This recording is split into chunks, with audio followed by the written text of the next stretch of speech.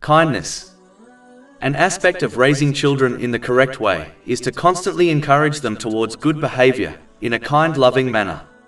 In most cases, aggression will only push a child away from what the parent desires. As advised in a hadith found in Sahih Muslim, number 6601, Allah, the Exalted, prefers kindness in all matters. A family will therefore be more blessed when they treat each other with kindness. Only on rare cases should aggression be used, but even then it must be controlled and only be used in a parent's tone, not their physical actions. This is similar to punishing a child within limits when showing kindness will not help, such as grounding the child.